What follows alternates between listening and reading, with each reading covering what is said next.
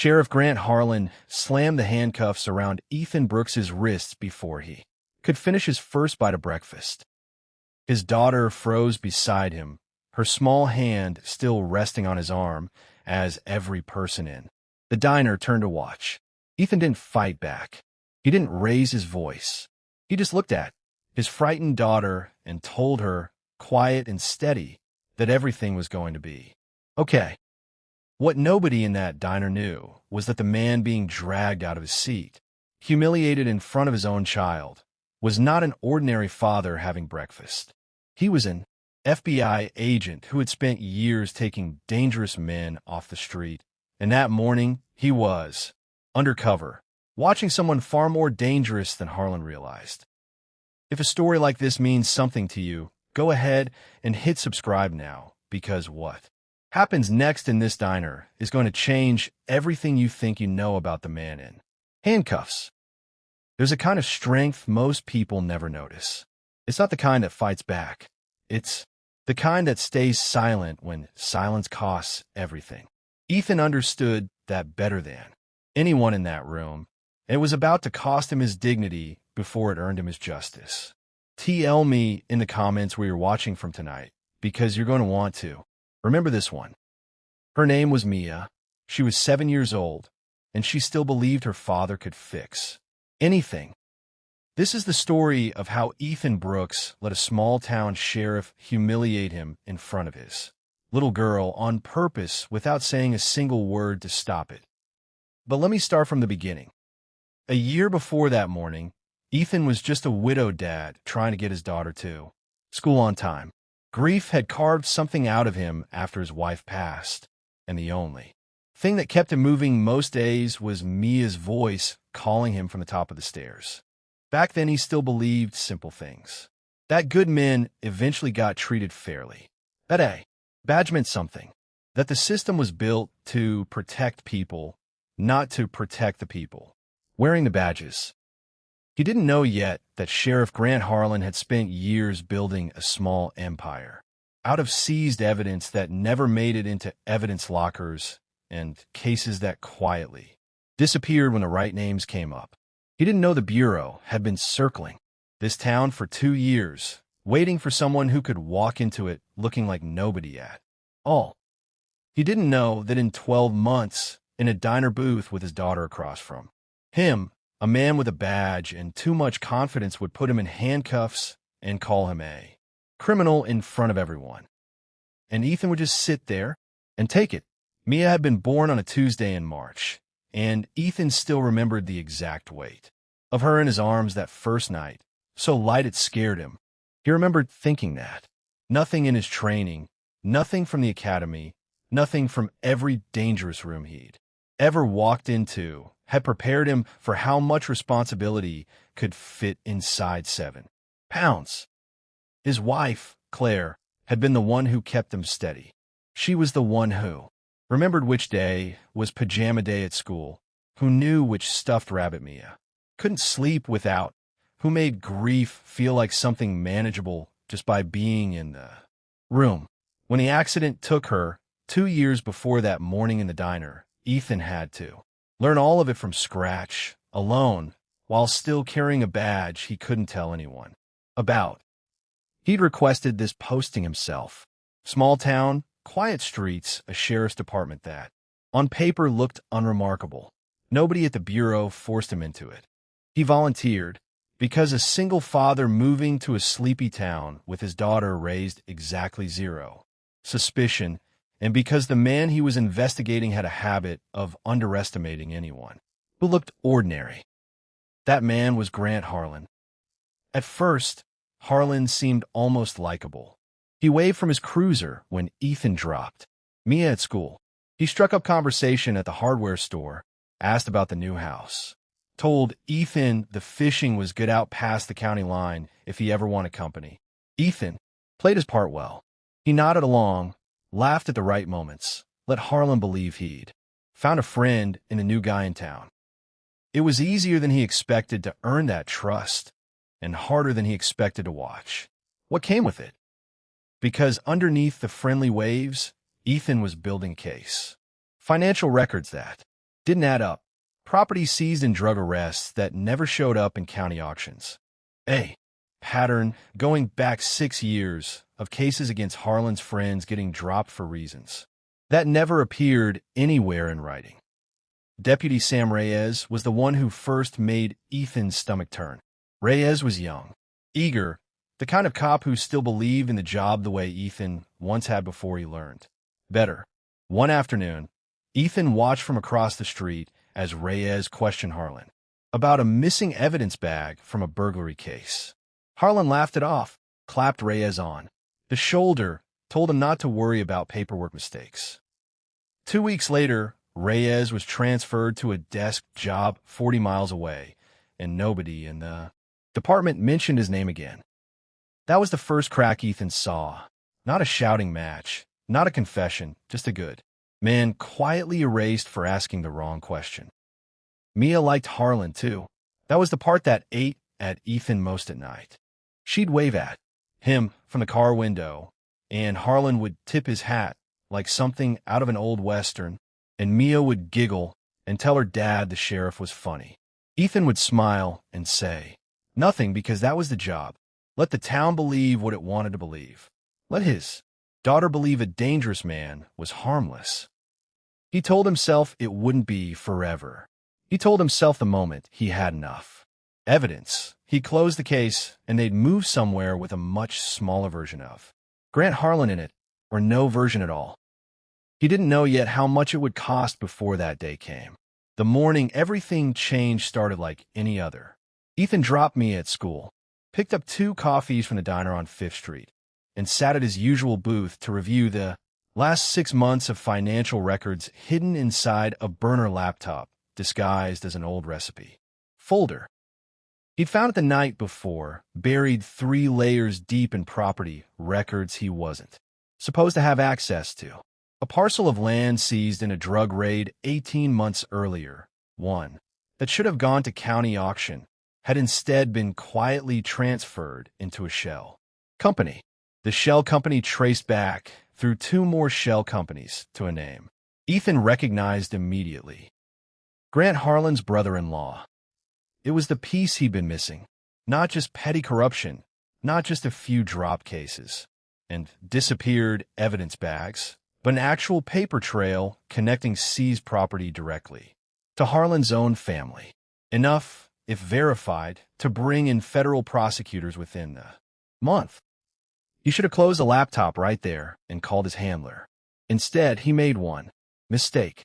He printed a single page, just one, to compare handwriting on a signature line, and left it face up on the table while he went to refill his coffee. Harlan walked in at that exact moment. Ethan didn't see him come in. He didn't see Harlan's eyes drift down to the booth, to the paper with county seals and a name that shouldn't have meant anything to an ordinary single father having breakfast with his daughter. By the time Ethan turned around, Mia was already back at the table, humming to herself over her pancakes, and Harlan was standing at the counter ordering coffee like nothing was wrong. But something in the set of his shoulders had changed. Something in the way his eyes flicked once, briefly, toward their booth. Ethan sat back down and slid the page beneath a napkin, calm on the outside, his pulse climbing underneath it. He told himself it was nothing. Harlan couldn't have seen enough to understand what he was looking at. Not from that distance, not that quickly. He was wrong. Grant Harlan had spent 6 years learning exactly what county seizure documents looked like because he'd spent 6 years hiding behind them. He didn't need long to recognize one lying face up on a stranger's table. He also didn't need long to decide what to do about it. 20 minutes later, with Mia halfway through her pancakes and Ethan reaching for his fork, the bell over the diner door rang again. This time Harlan didn't come in for coffee. This time he came in with his hand resting on his holster and every eye in the diner, turning to follow him toward their booth. Ethan's mind moved fast, the way it had been trained to.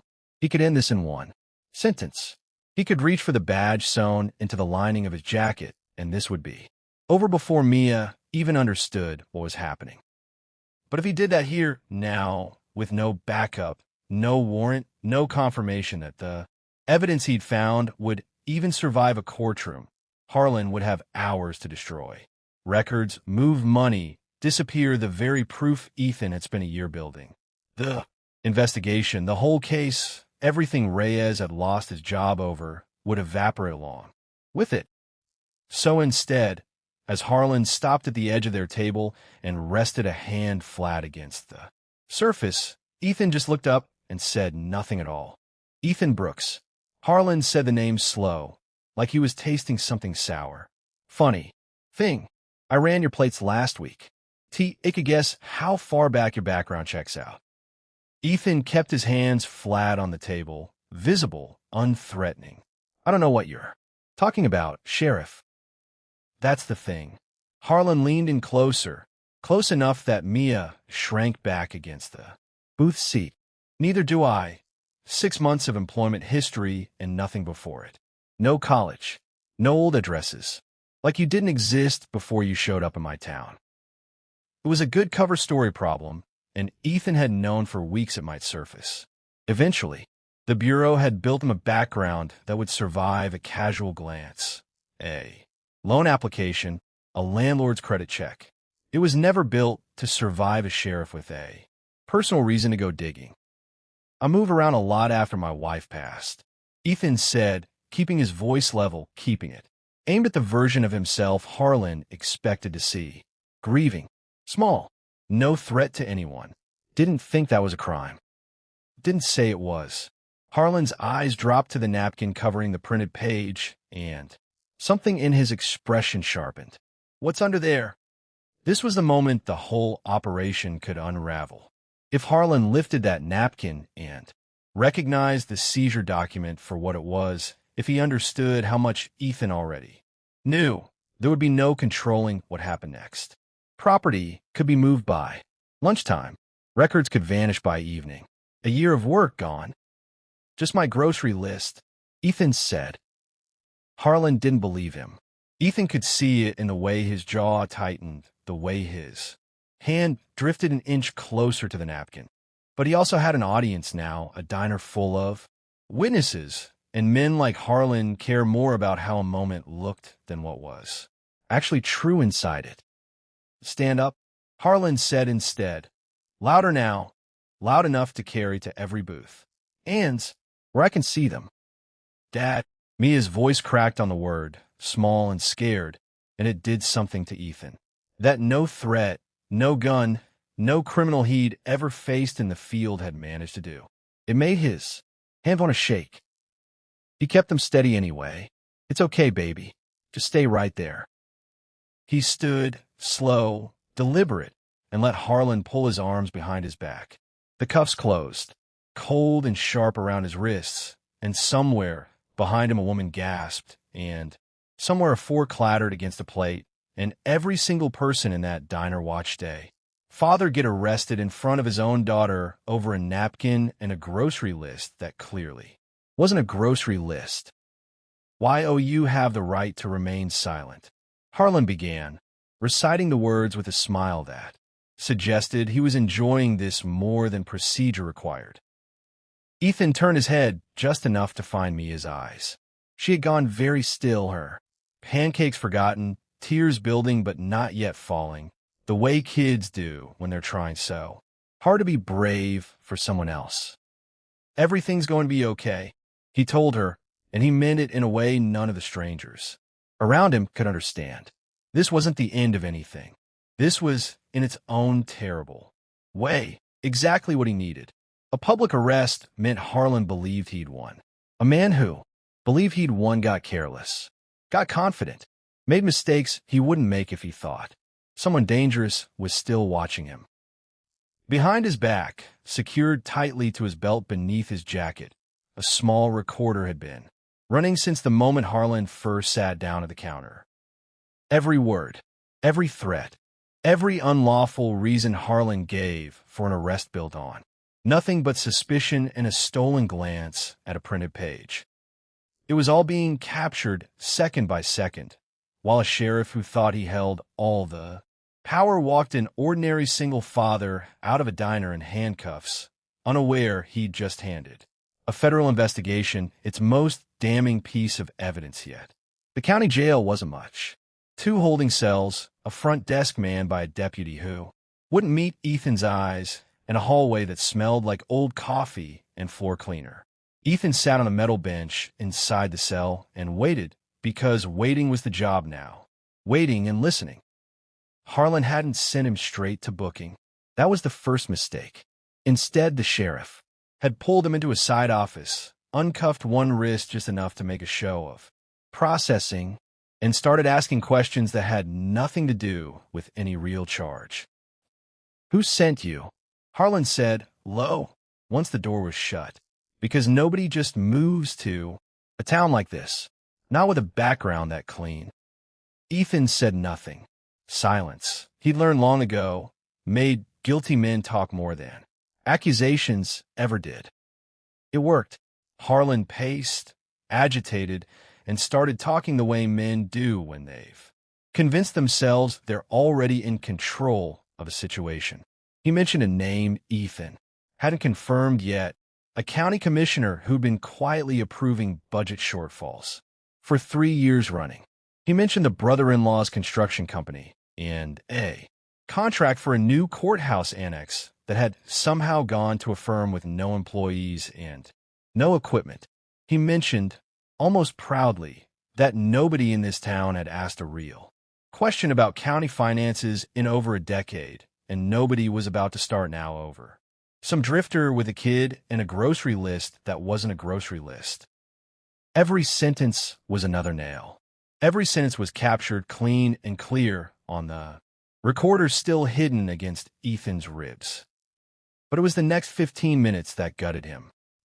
Harlan stepped out to take a phone call, leaving the door open a crack, and Ethan heard him talking to someone about the kid, about how a single father with no family in town made things simple, about how child services could be a phone call away if this drifter didn't start cooperating, how a scared 7-year-old sitting alone in a strange building for a few hours tended to loosen tongues real fast. Ethan had faced armed men in stairwells. He'd walked into rooms where he knew, statistically, someone might not walk back out. None of it had prepared him for the specific cold fear of hearing a man discuss using his daughter as leverage like she was a line item in a negotiation. He thought about ending it right there, reaching for the badge, ending the charade, making sure Mia never spent one more minute afraid in a building that smelled like old coffee and disinfectant. But he also knew, with the clarity that came from years of training, that revealing himself, now, without backup, without the commissioner's name confirmed, without the construction contract in federal hands, meant Harlan walked, meant the brother-in-law had time to burn records, meant every good thing Reyes lost his career over would mean nothing. So Ethan sat back down on the metal bench, hands folded, face calm, and let the recorder keep running while his daughter sat somewhere down that same hallway, scared and alone, waiting for her father to fix something he couldn't yet let himself fix. If you've made it this far, you already know this story isn't over.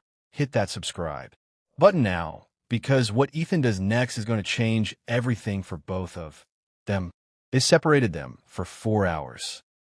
Ethan learned later that Mia had been taken to a small room down the hall, given a juice box and a coloring book by a deputy who at least had the decency to look uncomfortable about it, and told her father was just answering some questions. 4 hours is nothing to an adult who understands what's happening. 4 hours to a 7-year-old who doesn't is an eternity built entirely out of fear. When they finally let him see her, she ran to him so hard she nearly knocked him backward, and she didn't let go for a long time. Her coloring book had a single scribbled page, dark and heavy, crayon pressed so hard into the paper it had torn through in 2 places. "I thought they weren't going to let you come home," she whispered into his shirt. Ethan held her and said nothing, because there was nothing he could say that wouldn't be a lie, and he had already decided a long time ago never to lie to his daughter about anything. That mattered. The charges, when Harlan finally filed them, were almost laughably thin. Obstruction, resisting a lawful order. A concealed document, Harlan claimed, without ever actually reading it, contained threats against a county official. None of it would survive a real courtroom, and Harlan almost certainly knew that. But it didn't need to survive a courtroom. It only needed to survive the next few days, long enough to shake Ethan loose from whatever he was really doing in this town. By the following morning, word had spread through the whole town the way it does in places where everyone knows everyone. The single father from 5th Street, arrested at breakfast in front of his little girl. Some people whispered he must have done something. Few worse, said in front of Mia at school pickup, not realizing she could hear every word. She came home that day and asked her father, very quietly, if people thought he was a bad man now. That question did something to Ethan that Harlan's threats never managed. It cracked something open in him, something that had nothing to do with the case or the badge or the evidence still building steadily in a locked file on a bureau server 200 miles away. His landlord called that evening, polite, apologetic, citing a clause about disruption to other tenants, giving them 30 days. Ethan understood exactly whose phone call had come before that one. His handler at the bureau, when Ethan finally reached a secure line that night, delivered. Worse news still. The commissioner Harlan had mentioned wasn't cooperating with the parallel financial investigation. The construction company's records had been moved or shredded sometime in the last 48 hours. The case, the one Ethan had spent a year building piece by careful piece, was bleeding out faster than anyone could stop it. For the first time since he'd taken this assignment, Ethan sat at his kitchen table after Mia had finally fallen asleep and let himself consider walking away. Aching his daughter. Somewhere Grant Harlan's name meant nothing. Letting the bureau send someone else. Someone without a scared 7-year-old asking if people thought her father was a bad man. He looked at the recorder sitting on the table, at the small green light still blinking, holding inside it every reckless word Harlan had said in that side office. It wasn't enough yet, not on its own, but it was something, and something was the only thing standing between this town and a man who just threatened to use a child as leverage, without a flicker of hesitation. Ethan put his head in his hands and, for the first time since Claire died, allowed himself to feel the full weight of exactly how alone he was in this. The knock came just after 10, the next morning, quiet, careful, the kind of knock that didn't belong to anyone in this town who currently trusted him. Ethan checked the window before he opened the door, one hand already near the drawer, where he kept his real badge. It wasn't Harlan. It was Sam Reyes, still in street clothes, no? Cruiser parked outside, looking like a man who'd driven 40 miles specifically to not be seen. Doing it.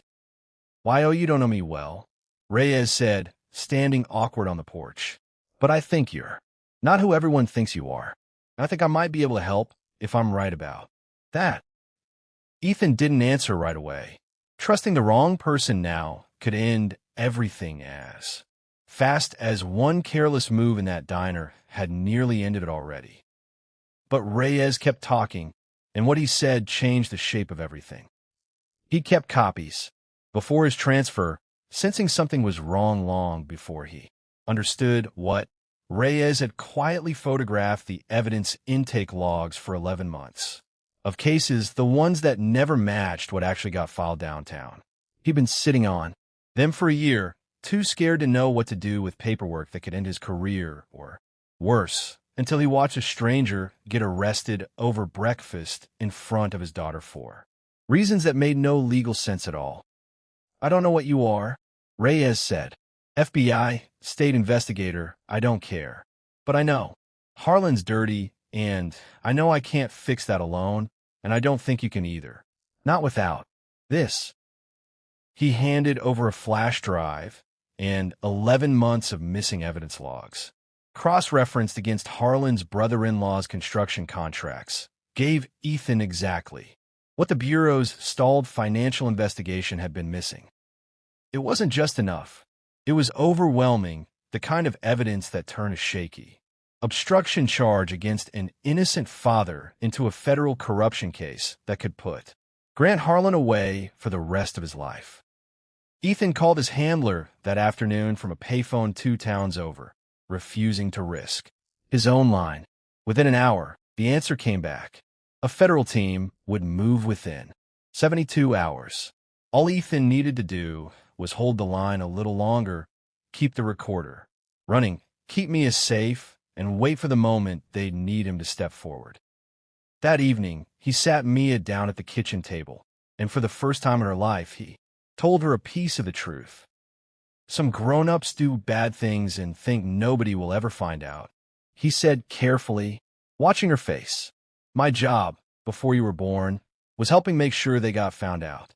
Anyway, sometimes that means people think I'm someone I'm not for a little while. Even the sheriff.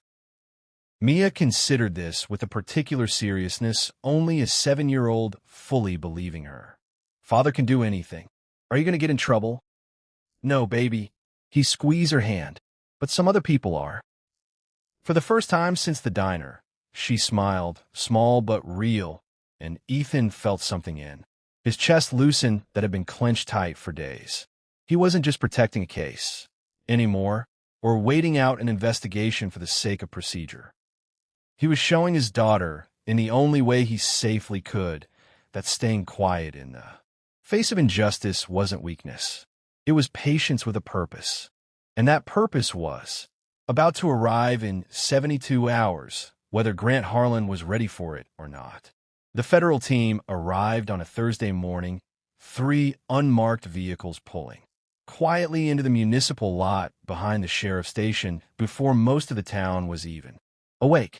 Ethan wasn't with them for the arrest itself. That part belonged to agents who'd spent months building the financial case Reyes's evidence had finally completed. But Ethan had one piece of unfinished business, and he'd requested to handle it himself.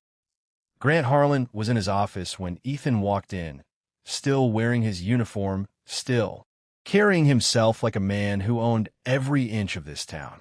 He looked up, irritated at first, then confused when he recognized the face in his doorway. Why are supposed to be facing charges? Harlan said, standing. What is this? It's the part where I tell you who I actually am, Ethan said. He reached into his jacket, past the lining where a badge had waited patiently for weeks, and set on the desk between them. Grant Harlan looked down at it, and Ethan watched.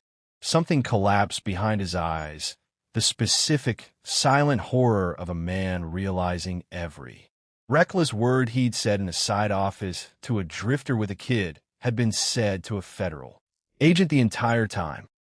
The name's real, Ethan said. Everything else you thought you knew about me wasn't. Harlan's mouth opened, some protest forming, some threat, some attempt to salvage control of a room he'd walked into 100 times before as the most powerful man in it. Nothing came out.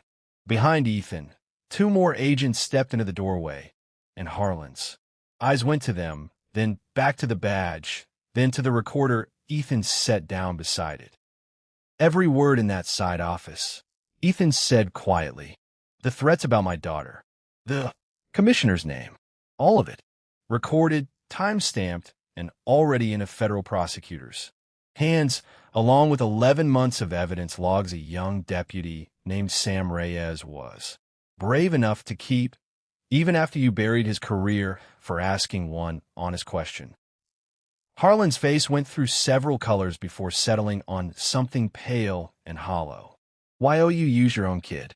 He finally said, grasping for something, anything to make this someone else's failure. Why you let her sit in that room scared for your case? It was the one accusation that actually landed, and Ethan let himself feel it for exactly 1 second before answering. No, he said.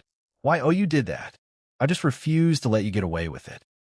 The agents moved in then, and Ethan stepped back, giving them room, watching as the man who'd handcuffed him in front of his daughter over a plate of pancakes was read his own rights in the same flat, procedural tone Harlan had used just days before. Word moved through town faster than anything Ethan had seen since he arrived. By that afternoon, half the diner had heard some version of the truth, and by evening, most of it was accurate. The single father everyone whispered about, the one they'd assumed must have done something to deserve handcuffs at breakfast, had spent a year quietly protecting their town from a man they'd trusted with a badge for over a decade. The commissioner was arrested 2 days later. The construction company's assets were frozen within the week. Sam Reyes, reinstated and reassigned with a formal commendation, was the one who finally told Mia's school, gently, exactly what her father actually did for a living, so she wouldn't have to hear it secondhand from anyone else. 6 months later, Ethan sat in a different diner booth, though this one felt entirely different. The waitress knew his order by heart now. The regulars nodded when he walked in, not with suspicion, but the easy familiarity of a town that had finally learned who he really was and decided they liked him better for it. Grant Harlan pled guilty rather than face trial, avoiding a spectacle but not the sentence. 14 years, with restitution owed to a county he'd spent a decade quietly robbing. The commissioner took a plea deal of his own, cooperating in exchange for a shorter term. The brother-in-law's construction company was dissolved, its assets returned to the county that never should have lost them. Sam Reyes made detective that spring, the youngest in county history, and he still stopped. By most Sundays, usually with a small toy for Mia tucked under his arm like an uncle who'd earn his place in their lives the hard way. Ethan didn't leave the bureau, not entirely, but he requested something different. Fewer undercover assignments, more time at a desk, more evenings home for dinner, more Tuesday nights helping with math homework instead of listening through a wall for a confession. Mia asked him once, months after it was all over, whether she should have been scared. That day in the diner, he thought about it carefully before answering, the way he always did, with the questions that actually mattered. "You can be scared and brave at the same time," he told her. "That's most of what being brave actually is." She seemed satisfied with that, in a way kids are when an answer finally makes sense of something that didn't. She still talks about that morning sometimes, though now the story ends differently in her memory. Not with handcuffs and a diner gone silent. With her father, standing tall, badge in hand, proving that the people who look the most powerless in a room are sometimes the ones holding everything together. If this story reminded you that quiet strength is still strength, that patience isn't the same as weakness, and that the truth eventually finds its way to the surface, hit like leave a comment telling me which moment hit you hardest, and subscribe for more stories like this. 1. Because somewhere out there, another story just like Ethan's is waiting to be told, and I'll see you in the next one.